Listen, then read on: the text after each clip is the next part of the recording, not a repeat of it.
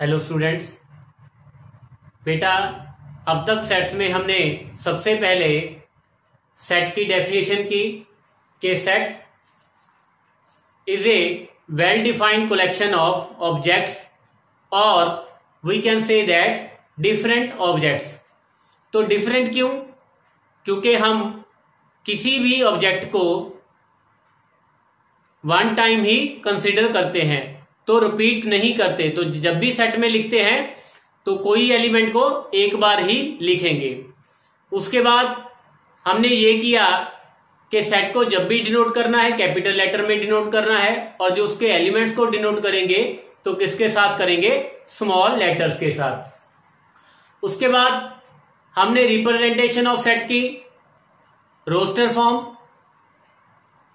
और second form थी हमारे पास, सेकंड टाइप क्या थी कि सेट बिल्डर फॉर्म। तो रोस्टर फॉर्म में क्या करते थे, हम वन बाय वन एलिमेंट को लिखते थे, कॉमा के साथ उनको सेपरेट करते थे। लेकिन सेट बिल्डर फॉर्म में क्या करते थे कि प्रॉपर्टी लगा देते थे जो सेट के एलिमेंट्स को सेटिस्फाई करती थी। तो स्टूडेंट उसकी एक example, right the set of all positive integers whose cube is odd। तो स्टूडेंट हमने यहां पे सेट राइट करना है ऑफ ऑल पॉजिटिव इंटीजर जिनका क्यूब क्या है? ऑड।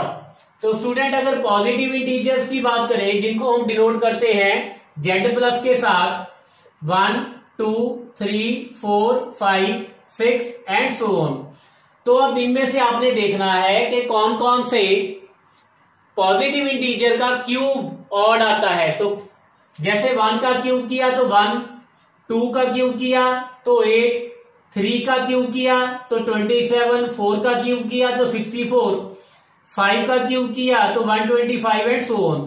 तो क्लियरली अगर ऑड नंबर्स का क्यूब करेंगे तो हमारे पास जो आंसर आएगा वो क्या आएगा? ऑड। तो इसका मतलब ये जो सेट है इसमें कौन से नंबर आएंगे? ऑड। तो अगर इस सेट की मैं रोस्टर फॉर्म लिखूं तो रोस्टर फॉर्म में ये सेट किसके इक्वल आएगा? 1, 3, 5, 7 एंड सो ऑन। तो ये तो स्टूडेंट होगी इसकी रोस्टर फॉर्म। अगर इसकी सेट बिल्डर फॉर्म की बात करें तो सेट बिल्डर फॉर्म में हमने एक प्रॉपर्टी लगानी है जो ए के एलिमेंट्स को सेटिस्फाई कर रही है। तो मैं इस सेट को कैसे लिख सकता हूं? रोस्टर फॉर्म की बात करें, x इज 2n-1 और n क्या होगा हमारे पास? Natural number. तो क्लियरली देखो स्टूडेंट, एक बार आप चेक भी कर सकते हो। अगर n की वैल्यू 1 सब्स्टिट्यूट करें तो यहां पे कितना आ जाएगा? 1। फिर 2 सब्स्टिट्यूट करें तो यहां पे कितना आ जाएगा? 3 सब्स्टिट्यूट करेंगे तो 5, 4 सब्स्टिट्यूट करेंगे तो यहां पे 7 आ जाएगा। मीन ये जो प्रॉपर्टी है ये वाले एलिमेंट्स को सेटिस्फाई कर रही है। तो स्टूडेंट ये तो होगी रोस्टर फॉर्म और ये इस सेट की क्या होगी? Set builder form. तो ये स्टूडेंट हमने किया था रिप्रेजेंटेशन ऑफ सेट्स में। उसके बाद स्टूडेंट हमने किया टाइप्स ऑफ सेट्स। तो सबसे पहले जो टाइप थी हमारे पास एम्प्टी सेट, जिसको हम डिनोट करते थे फाई के साथ, ग्रीक लेटर फाई, और या इसको ऐसे भी लिख सकते हैं सिंपली ब्रैकेट में। लेकिन ब्रैकेट में कुछ लिखना नहीं है, जैसा कि मैंने आपको पहले भी बताया था कि अगर ब्रैकेट में फाई डाल देंगे तो ये एम्प्टी सेट नहीं होगा।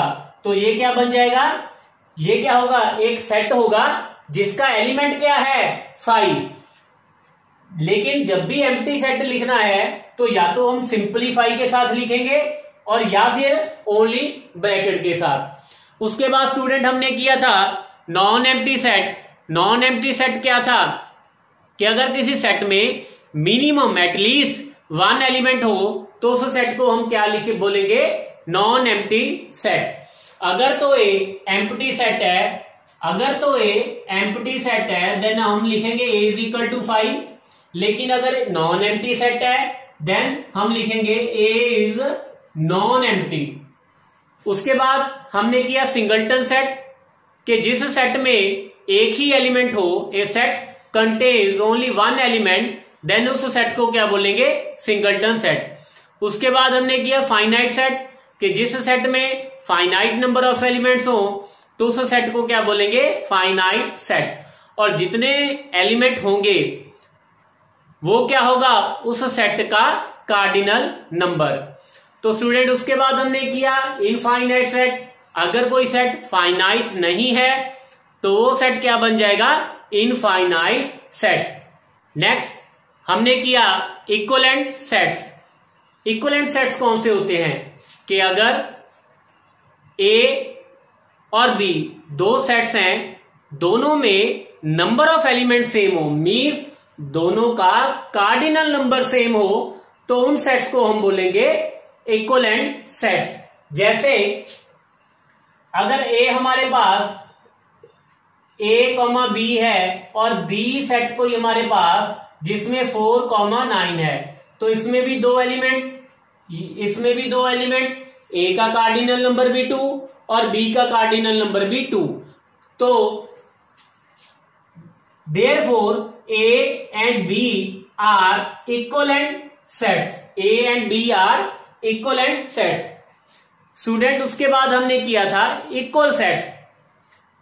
इक्वल सेट्स कब होंगे, if A two sets a and b are said to be equal if every element of a is member of b and every element of b is member of a।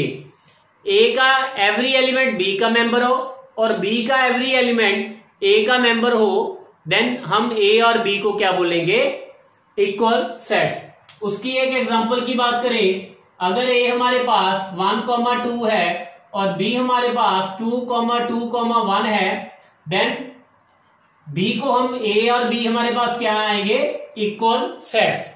तो student अब आज हम next topic start करेंगे जो है subset. Subset क्या है, अगर हमारे पास दो सेट्स हैं a and b, a and b are two sets if every element of a is member of b, then a is called subset of b। तो a को हम क्या बोलेंगे, b का सबसेट। और इसको लिखना कैसे है, डिनोट कैसे करना है, a is subset of b। तो जो साइन है ये वाला, ये किसका साइन है, सबसेट का। a is subset of b और we can say that a is contained in b। या तो a b का सबसेट है या फिर हम इसको ऐसे भी बोल सकते हैं कि a is contained in b। तो डेफिनेशन क्या है, if every element of a is an element of b और member of b, then a is said to be subset of b। Student अगर a b का subset है तो b क्या हो जाएगा, a का सुपरसेट। तो b क्या होगा, a का सुपरसेट। जैसा कि मैंने पहले भी बताया था कि अगर a हमारे पास b का सबसेट है तो हम इसको ऐसे भी रीड कर सकते हैं कि a is contained in b, और we can say that b contains a, b contains a। और अगर a b का सबसेट नहीं है, अगर a b का सबसेट नहीं है तो हम कैसे लिखेंगे, a is not subset of b। तो यहां पे सबसेट लिख लेना है और उसके बाद एक लाइन लगा देनी है, जैसे हम बिलोंग्स टू और डज नॉट बिलोंग्स टू में करते थे। अगर डज नॉट बिलोंग्स टू है तो एक बिलोंग्स टू का साइन डाल के, एप्सिलॉन डाल के एक लाइन डाल देनी है, क्रॉस डाल देना है, तो वो क्या बन जाएगा, डज नॉट बिलोंग्स टू। ऐसे ही अगर तो सबसेट है ए बी का तो क्या आ जाएगा, ए सबसेट ऑफ बी। अगर ए बी का सबसेट नहीं है then A is not subset of B. कुछ एग्जांपल स्टूडेंट कंसीडर करते हैं। अगर if A is a set of all the students of class 11th in your school, तो ये जो सेट है हमारे पास क्या है, आपकी क्लास में जितने भी स्टूडेंट्स हैं उन सबके 11th क्लास के जितने भी स्टूडेंट हैं उनके सेट को हम क्या बोलेंगे, ए। और बी अगर मैं सेट की बात करूं, all the students of your school, तो आपके स्कूल में जितने भी स्टूडेंट्स हैं 10th 11th 12th 9th 8th and so on, तो जितने भी स्टूडेंट हैं वो क्या बन जाएगा, बी सेट। तो क्लियरली ए जो है वो बी का सबसेट है। क्यों? क्योंकि जो 11th क्लास के स्टूडेंट्स हैं वो बी के भी मेंबर हैं, जो आपकी क्लास के मेंबर हैं वो बी के भी मेंबर हैं, आपके स्कूल के भी मेंबर हैं, तो ए यहां पे क्या होगा, बी का सबसेट, और बी क्या होगा, ए का सुपरसेट। क्लियर?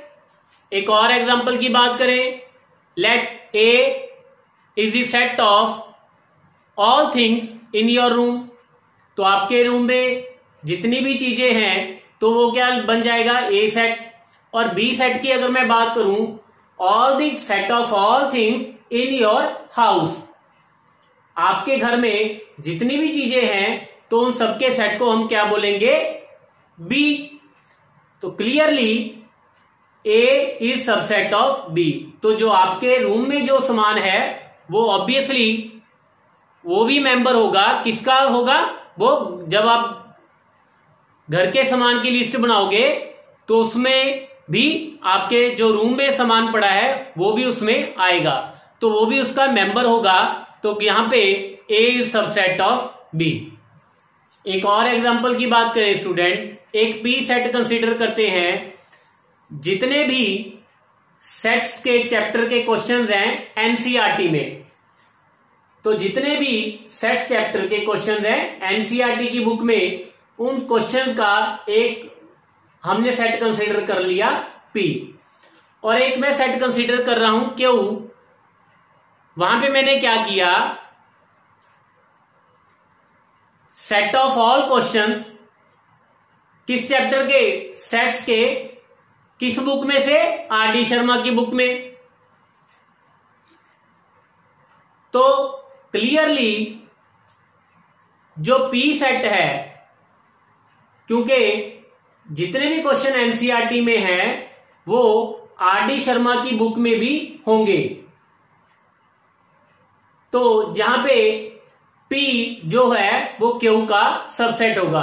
और अगर और बात करें, अगर पी सेट में जितने भी क्वेश्चंस हैं सेट्स के इन एनसीईआरटी बुक, और क्यू सेट में कंसीडर कर रहा हूं जितने भी एनसीईआरटी में आपकी 11th क्लास की एनसीईआरटी मैथ में जितने भी क्वेश्चंस हैं उनके सेट को मैंने कंसीडर कर लिया Q.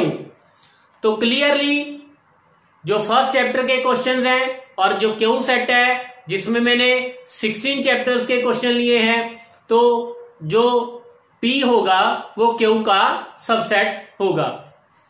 Next, let X is equal to set of all rectangles in a plane, set of all rectangles in a plane, और वाई मैं सेट कंसीडर कर रहा हूं set of squares in a plane. Y set जो है उसमें क्या consider किया, सेट ऑफ ऑल स्क्वायर्स। तो क्लियरली जितने भी स्क्वायर हैं वो एक रेक्टेंगल भी तो है ना, तो वाई जो है यहां पे एक्स का क्या होगा, सबसेट। यहां पे वाई सबसेट होगा किसका, एक्स का, और एक्स क्या होगा, वाई का सुपरसेट। नेक्स्ट बेटा मैं एक क्वेश्चन कंसीडर कर रहा हूं। एक सेट कंसीडर किया सेट ऑफ नेचुरल नंबर्स, एक और सेट की गया set of integers, set of rational numbers Q and set of real numbers.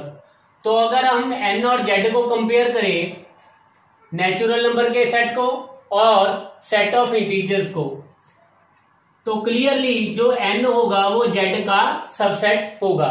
क्योंकि अगर एन की बात करें तो एन में कौन से नंबर आ जाएंगे 1 2 3 एंड सो ऑन, जेड में 0 +-1 +-2 एंड सो ऑन।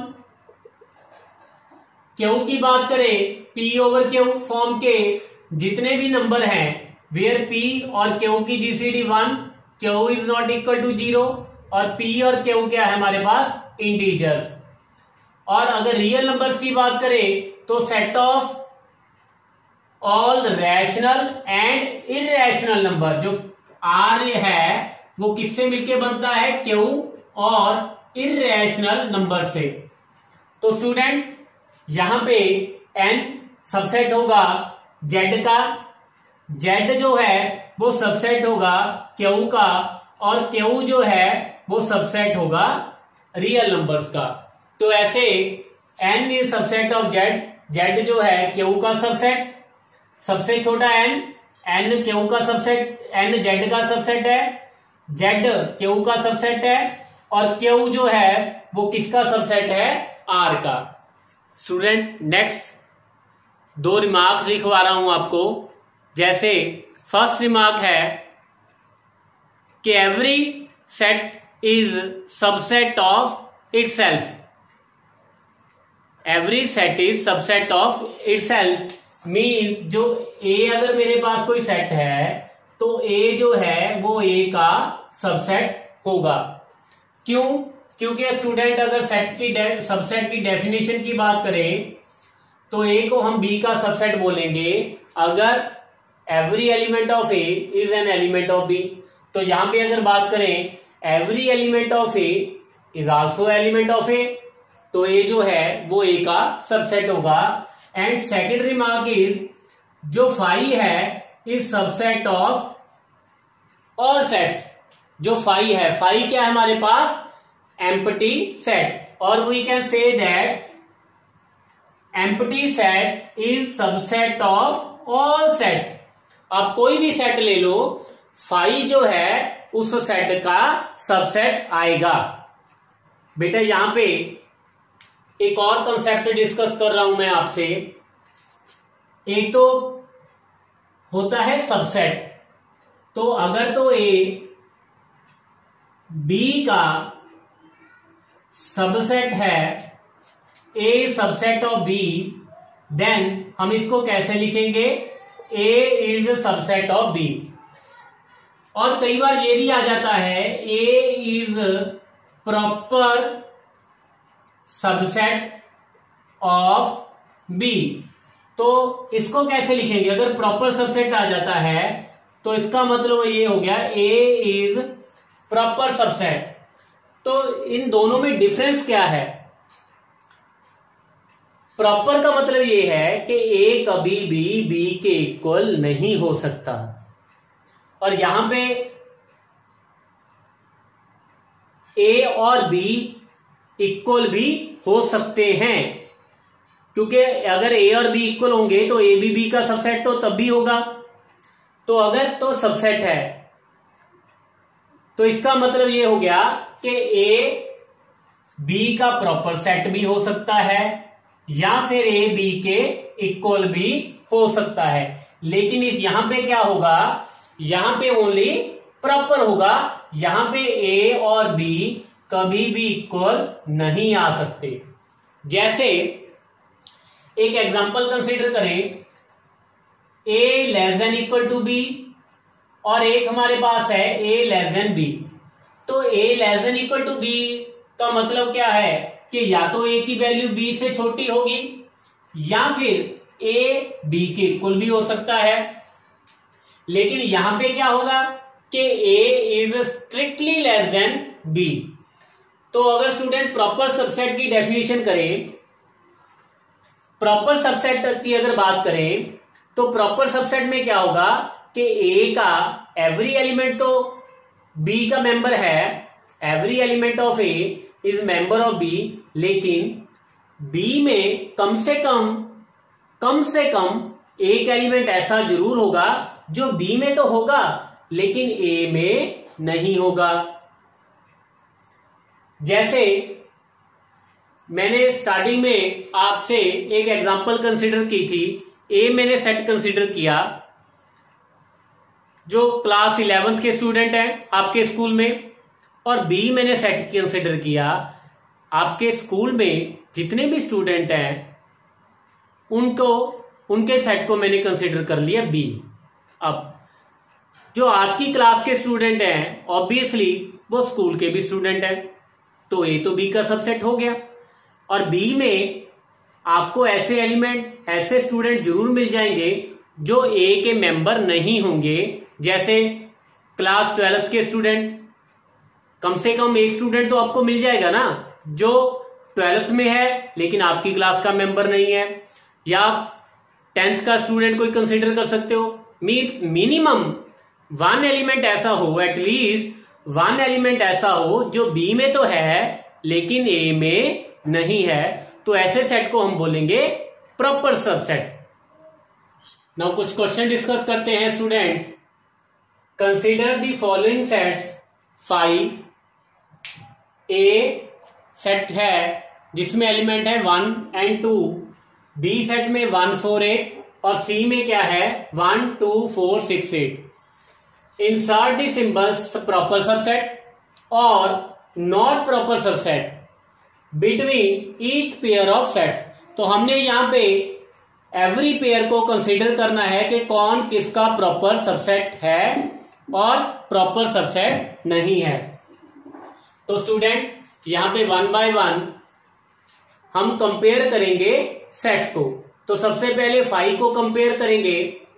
जैसे मैंने स्टूडेंट आपको सेकंड रिमार्क लिखवाया था कि 5 जो है दैट इज सबसेट भी है एवरी सेट का और प्रॉपर सबसेट भी है। तो जो 5 है वो प्रॉपर सबसेट है एवरी सेट का। तो यहां पे स्टूडेंट 5 ए का भी सबसेट है, बाय डेफिनेशन 5 बी का भी सबसेट है और 5 सी का भी सबसेट है।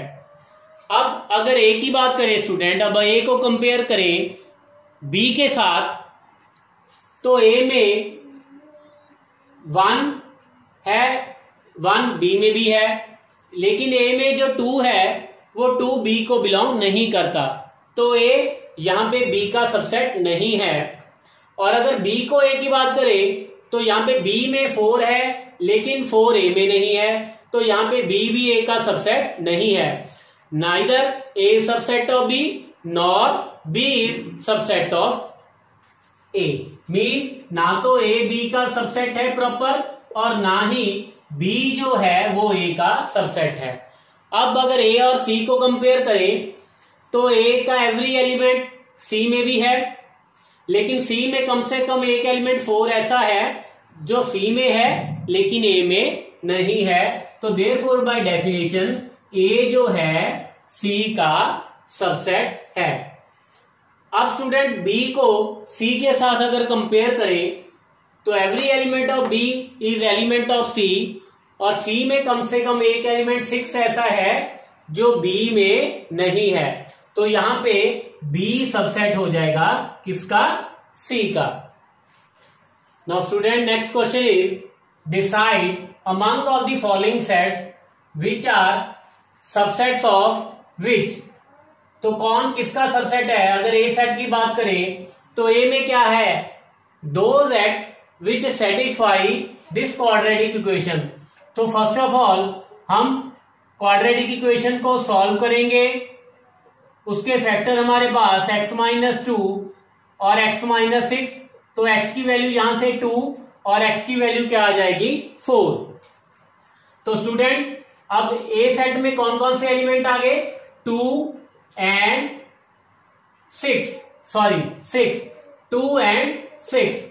तो अब ए, बी, सी और डी को कंपेयर करें तो सबसे पहले अगर डी किसका सबसेट है, ए का, तो डी ए का भी सबसेट है, डी बी का भी सबसेट है, डी सी का भी सबसेट है, because every element of D is element of A as well as element of B as well as element of C. तो यहाँ पे डी ए का भी सबसेट है, प्रॉपर सबसेट है, डी बी का भी प्रॉपर सबसेट है और डी सी का भी प्रॉपर सबसेट है। तो डी को तो हमने कंसीडर कर लिया। अब उसके बाद अगर ए को कंपेयर करें, every element of A is element of B, also every element of A is element of C, then we can write it as A is proper subset of B as well as A is proper subset of C. अब अगर B और C को compare करें, now every element of B is element of C, तो यहां पे B जो है वो सी का भी सबसेट है। Student, next question is which of the following statements are true. हमने स्टेटमेंट्स की वैलिडिटी चेक करनी है कि ट्रू है या फॉल्स। नाउ फर्स्ट स्टेटमेंट क्या है हमारे पास, for any two sets A and B इधर ए सबसेट ऑफ बी और बी सबसेट ऑफ ए, के क्या ये जरूरी है कि ए बी, अगर कोई दो सेट्स हैं हमारे पास ए एंड बी, तो क्या ए और बी, ए बी का सबसेट होगा या फिर बी ए का। तो स्टूडेंट ये कंपल्सरी नहीं है कि या तो ए बी का सबसेट होगा और बी ए का होगा। फॉर एग्जांपल अगर मैं ए सेट कंसीडर करूं 1 2 3 और बी मैंने सेट कंसीडर किया 4 5 3 4 5, तो क्लियरली ना तो ए बी का सबसेट है और ना ही बी ए का सबसेट है। तो यहां पे A neither A subset of B nor B is subset of A, ना तो ए बी का सबसेट है और ना ही बी ए का सबसेट है। तो ये स्टेटमेंट क्या आ जाएगी, false. Next statement, second statement is every subset of an infinite set is infinite. तो हमने यहां पे ट्रू और फॉल्स बताना है कि इनफाइनाइट सबसेट का एवरी सबसेट जो होगा, every subset of infinite set, क्या वो भी इनफाइनाइट होगा। स्टूडेंट अगर मैं बात करूं नेचुरल नंबर्स की 1 2 3 4 एंड 5 एंड सो ऑन, तो जैसा कि हमें पता है फाइव तो सबसेट होगा हर एक सेट का, तो यहां पे फाइव एन का भी सबसेट है। फाइव क्या है, फाइनाइट है। फाइव क्या है हमारे पास, फाइनाइट सेट। अगर और एग्जांपल की बात करूं स्टूडेंट, जैसे 1 मैंने सेट कंसीडर कर लिया ए, जिसमें सिर्फ एक ही एलिमेंट है, तो अगर मैं ए को एन से कंपेयर करूं तो students every element of A is element of N, तो यहां पे ए बी एन का सबसेट है। तो कोई और सेट भी मैं कंसीडर कर सकता हूं, जैसे मैंने बी सेट कंसीडर कर लिया 1 4 9, तो यहां पे बी भी एन का सबसेट है। तो यहां पे स्टूडेंट, यहां पे हमारे पास कुछ ऐसे सबसेट्स हैं इनफाइनाइट सेट के जो इनफाइनाइट नहीं है, फाइनाइट है। तो ये कोई कंपल्सरी नहीं है कि इनफाइनाइट सबसेट का जो सबसेट होगा वो इनफाइनाइट ही होगा, फाइनाइट भी हो सकता है। हाँ, इसके इनफाइनाइट सबसेट भी हैं, जैसे अगर मैं सेट ऑफ इवन इंटीजर्स की बात करूं, एक मैंने डी सेट कंसीडर कर लिया जिसमें 2 4 6 8 10 एंड सो ऑन, तो यहां पे डी भी एन का सबसेट है। ठीक है, ये इनफाइनाइट आ गया, लेकिन एवरी सबसेट, क्वेश्चन क्या है यहां पे, एवरी सबसेट जो है वो इनफाइनाइट सेट का इनफाइनाइट नहीं होगा। तो ये स्टेटमेंट भी हमारे पास क्या आ जाएगी, false. Next statement is every subset of finite set is finite, कि क्या फाइनाइट सबसेट का जो एवरी सबसेट होगा क्या वो भी फाइनाइट होगा। तो क्लियरली स्टूडेंट यस, क्योंकि अगर आप कोई फाइनाइट सेट कंसीडर करो, जैसे मैंने 1 2 3 4, अगर इसका कोई भी सबसेट लोगे, कोई सेट आपने 1 कंसीडर किया, ये भी इसका सबसेट है, ये वाला सेट आप कोई भी सेट कंसीडर कर सकते हो, 1 2 3 4 1 2 3 4 कंसीडर कर लिया, तो क्योंकि इसमें फाइनाइट एलिमेंट है, तो अब जब भी आप कोई भी इसका सबसेट कंसीडर करोगे तो वो भी क्या आ जाएगा, फाइनाइट ही होगा। तो ये स्टूडेंट स्टेटमेंट हमारे पास, ये स्टेटमेंट क्या आ जाएगी, true. Next statement is set A comma B comma A comma B comma A comma B and so on. क्या ये सेट इनफाइनाइट सेट है? जैसा कि स्टूडेंट हमें पता है कि जब भी सेट में हम एक एलिमेंट को रिपीट नहीं करेंगे, किसी भी एलिमेंट को रिपीट नहीं करेंगे, हर एलिमेंट को सिर्फ एक बार ही लिखेंगे, तो ये सेट क्या आ जाएगा, ए और बी। सो इस सेट में हमारे पास सिर्फ दो एलिमेंट्स हैं, इसका कार्डिनल नंबर क्या है, 2। तो ये सेट हमारे पास फाइनाइट सेट है। तो इट मीन अगर ये सेट फाइनाइट है तो ये सेट इनफाइनाइट नहीं होगा। तो ये स्टेटमेंट हमारे पास क्या है, फॉल्स।